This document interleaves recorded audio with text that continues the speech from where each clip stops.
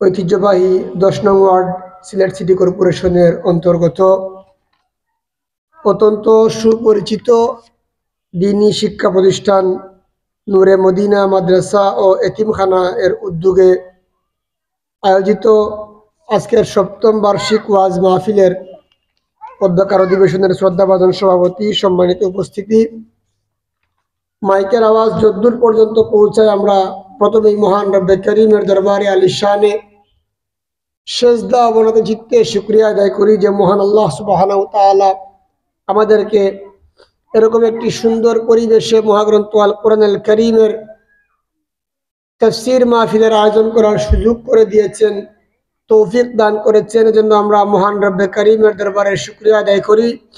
আমরা সকলে পড়ি আলহামদুলিল্লাহ। সম্মানিত হাজিরিন, আমরা আজকের এই দ্বীনী মাহফিলকে অত্যন্ত গনিমত মনে করে ইনশাআল্লাহ জুড়ে বসব।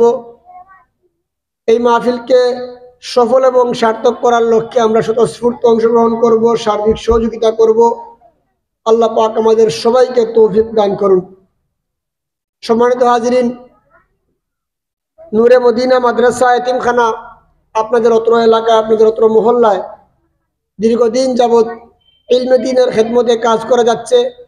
ইসলামের মৌলিক শিক্ষা দানের লক্ষ্যে মহাগ্রন্থ আল কোরআনুল কারীমকে সুন্দর এবং শুদ্ধ করে পড়ানোর লক্ষ্যে এবং আপনাদের সন্তানদেরকে দ্বীনের সঠিক পূর্ণাঙ্গ শিক্ষা দেওয়ার লক্ষ্যে এই মাদ্রাসা কাজ করে যাচ্ছে। আমরা দোয়া করি আল্লাহ পাক রব্বুল আলামিন এই মাদ্রাসাকে কবুল করুন, মঞ্জুর করুন। আজকের এই মাহফিলের ওসিলায় এই মাদ্রাসার সমস্ত হাওয়াইজাত আল্লাহ পাক পূর্ণ করে দিন। এই মাহফিলের ওসিলায় অত্র এলাকাবাসীকে আল্লাহ পাক কবুল করুন। সম্মানিত হাজিরিন, আমি শুরুতে কিছু কথা বলার সুযোগ পেয়েছি, এজন্য মাদ্রাসার সম্মানিত মুহতামিম হযরত মাওলানা শাহজাহান আহমদ হুজুর দামাত বারকাতুহুমকে আন্তরিক মোবারকবাদ জানাচ্ছি। আমি বেশি লম্বা কিছু কথা বলবো না। আমি আপনাদের সামনে মহাগ্রন্থ আল কোরআনুল কারীম থেকে 2টি আয়াত আল কারীমা পেশ করেছি। এর একটি আয়াতে আল্লাহ পাক রব্বুল আলামিন বলছেন, তোমরা উপদেশ গ্রহণ করার জন্য যদি কোনো কিছু চাও, কোনো গ্রন্থকে ফলো করতে চাও, তাহলে উপদেশ গ্রহণ করার একমাত্র গ্রন্থ হচ্ছে কোরআন। আর অন্য আয়াতে আল্লাহ পাক রব্বুল আলামিন বলছেন যে এই পৃথিবীতে আমি কারো কাছে এই কোরআনকে সংরক্ষণের দায়িত্ব দেই নাই। এই কোরআনকে সংরক্ষণের দায়িত্ব আমি আল্লাহ আমার নিজের হাতে গ্রহণ করেছি। সুবহানাল্লাহি ওয়া বিহামদিহি। এই 2টি আয়াতের আলোকে অত্যন্ত সংক্ষিপ্ত আকারে আমার আলোচনা শেষ করব। আল্লাহ পাক তৌফিক দান করুন। ওয়া মা তৌফিকি ইল্লা বিল্লাহ। মহাগ্রন্থ আল কোরআনুল কারীম একটি ঐশী বাণী। মহাগ্রন্থ আল কোরআনুল কারীম হচ্ছে একটি ঐশী গ্রন্থ। এই মহাগ্রন্থ আল কোরআন হচ্ছে মানব জাতির হেদায়েতের একটি বিশাল বার্তাবাহক গ্রন্থ। এই কোরআনের শুরু থেকে শেষ পর্যন্ত আল্লাহ পাক রব্বুল আলামিন যা বলেছেন, যা বর্ণনা করেছেন, সব কিছু গোটা বিশ্বের মুসলিম উম্মার জন্য একটি শিক্ষণীয় এবং একটি হেদায়েতের মশাল বটে।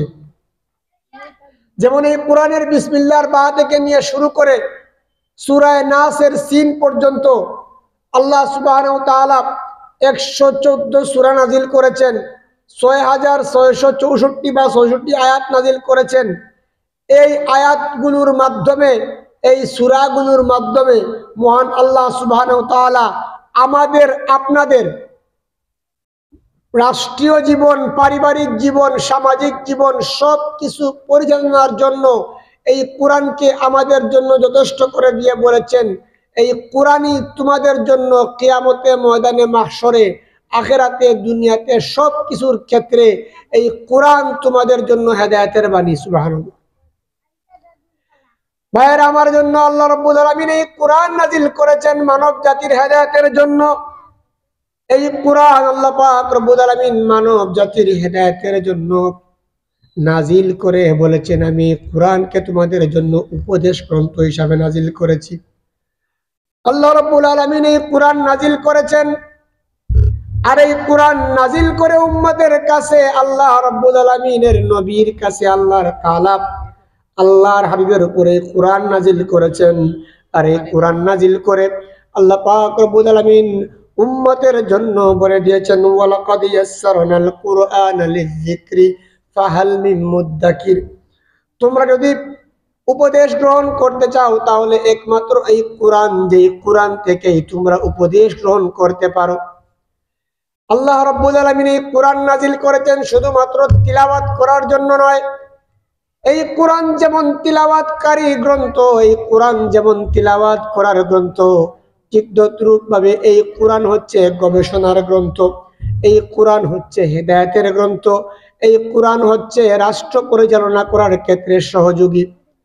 এই কোরআন আল্লাহ পাক রব্বুল আলামিন এই দুনিয়ার জমিনে, বিশাল আকাশের নিচে জমিনের উপরে যত ধর্মগ্রন্থ আছে, সমস্ত ধর্মগ্রন্থের উপরে একমাত্র কোরআনকে আল্লাহ রাব্বুল আলামিন শ্রেষ্ঠ গ্রন্থ হিসাবে স্বীকৃতি দিয়ে সমস্ত গ্রন্থকে পিছে ফেলে দিয়ে এই কোরআনকে কিয়ামত পর্যন্ত আমার আপনার জন্য হেদায়েতের বাণী বানিয়েছেন। লক্ষ্য করে দেখুন এই কোরআন সম্পর্কে আল্লাহ পাক কি বলছেন। এই কোরআন থেকে উপদেশ নেওয়ার জন্য আল্লাহ পাক বলছেন, ওয়ালাকাদ ইয়াসসারনাল কুরআনা লিযিকর ফাহাল মিন মুদ্দাকির। তোমরা যদি উপদেশ গ্রহণ করতে চাও, তোমরা যদি উপদেশ নিতে চাও, তাহলে একমাত্র এই কোরআনই হচ্ছে তোমাদের জন্য উপদেশ গ্রন্থ। ভাইরা আমার, আল্লাহ পাক রব্বুল আলামিন বলছেন এই কোরআনকে আমি তোমাদের জন্য সহজ করে দিয়েছি, যাতে করে তোমরা এই কোরআন থেকে উপদেশ গ্রহণ করতে পারো। আপনারা লক্ষ্য করে দেখবেন এই দুনিয়াতে, এই বিশাল আকাশের নিচে জমিনের উপরে অসংখ্য অগণিত ধর্মগ্রন্থ আছে। হিন্দু, বৌদ্ধ, খ্রিস্টান ধর্ম আছে। আপনি যত ধর্ম দেখেন, যত ধর্ম আপনি শুনেন, প্রত্যেকটা ধর্মের এক একটা করে গ্রন্থ আছে। কিন্তু গোটা দুনিয়া খুঁজে আপনি দেখেন, বাইবেল, মহাভারত, রামায়ণ আর ত্রিপিটক বলেন, আর জিন্দাবিস্তা বলেন, আর যত গ্রন্থ আছে সকল গ্রন্থ বলেন, আর সমস্ত ধর্ম গ্রন্থের ধর্মীয় যাজক বলেন, যত ধর্মীয় মানুষ আছে সকলের কাছে আপনি যান আর গিয়ে বলেন তোমাদের ধর্মগ্রন্থ প্রথম থেকে নিয়ে শুরু করে শেষ পর্যন্ত মুখস্থ আছে, এমন কেউ দেখাতে পারবেন? আশা করা যায় দেখাতে পারবে না। কিন্তু আল্লাহর কসম করে বলি, গোটা দুনিয়াতে, গোটা বিশ্বে আপনি বিচরণ করেন, এই কোরআন মুখস্থকারী যদি কোনো হাফিজ খুঁজে বেড়ান, আল্লাহর কসম হাজার হাজার নয়, লক্ষ লক্ষ কোরআনে হাফেজ দুনিয়াতে আছে। সুবহানাল্লাহ, লক্ষ লক্ষ কোরআনের হাফিজ দুনিয়াতে আছে। কারণ আল্লাহ পাক নিজে বলেছেন, ওয়ালাকাদ ইয়াসসারনাল কুরআনা লিযিকর। আল্লাহ পাক কোরআনুল কারীম বলেছেন এই কোরআনকে আমি সহজ করে দিয়েছি তোমাদের জন্য, যাতে করে তোমরা এই কোরআন থেকে উপদেশ নিতে পারো। আর এই কোরআনকে আল্লাহ পাক রব্বুল আলামিন ঐশী বাণী হিসাবে, হেদায়েতের গ্রন্থ হিসাবে নাজিল করেছেন। আর নাজিল করে বলেছেন তোমরা যদি কেউ উপদেশ নিতে চাও, এই কোরআন থেকে উপদেশ নাও। আর এই কোরআন আমি আল্লাহ পাক রব্বুল আলামিন মানব জাতির হেদায়েতের জন্য নাজিল করেছি। আর এই কোরআনকে সংরক্ষণের দায়িত্ব আমি আল্লাহ নিজে নিয়েছি। সুবহানাল্লাহ। ইন্না নাহনু নাযালনা যিকরা ওয়া ইন্না লাহু লাহাফিজুন। এই কোরআন আমি আল্লাহ নাজিল করেছি, আর এই কোরআন সংরক্ষণের দায়িত্ব আমি আল্লাহ নিজে নিয়েছি। এজন্য এই কোরআনকে সংরক্ষণের জিম্মাদারি আল্লাহ পাক পৃথিবীতে কারো কাছে দেন নাই। এই কোরআন সংরক্ষণের দায়িত্ব স্বয়ং আল্লাহ পাক রব্বুল আলামিন নিজে নিয়েছেন।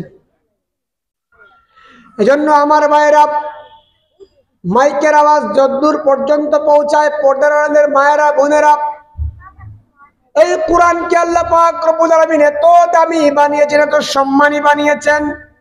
কিয়ামতের দিন কোরআন এসে আল্লাহর দরবারে বলবে, আল্লাহ আমাকে সম্মানের তাজ পরিয়ে দিন। আল্লাহ পাক রব্বুল আলামিনের এই উপরে আল্লাহ পাক রব্বুল আলামিনের কাছে কোরআনের এই আহ্বানের কারণে কোরআনকে আল্লাহ পাক রব্বুল আলামিন সম্মানের তাজ পরিয়ে দিবেন। এবার কোরআন বলবে, ইয়া রাব্বি জিদ, হে আল্লাহ আমাকে আরো দিন। ফালাইসা হুল্লাতুল কিরামা, তখন তাকে সম্মানের পোশাক পরানো হবে, আর কোরআন বলবে তার সামনে তার উপর সন্তুষ্ট হয়ে যান। কোরআন বলবে, ও আল্লাহ, এই ব্যক্তি দুনিয়ায় থাকার সময় আমাকে তিলাওয়াত করেছে, কোরআন পড়েছে, তার উপরে আপনি সন্তুষ্ট হয়ে যান। তখন বলা হবে পড়ো আর উপরে আরোহণ করতে থাকো। তখন এক একটি হরফের বিনিময়ে আল্লাহ পাক রব্বুল আলামিন অসংখ্য গণিত নেকি তার আমলনামায় দান করবে।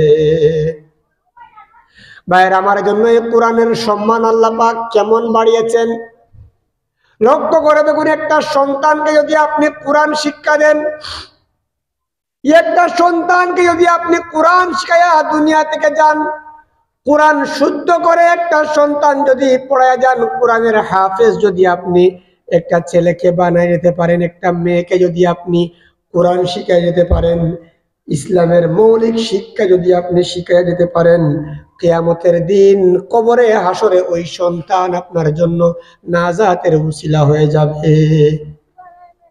লক্ষ্য করে দেখুন, আপনি যদি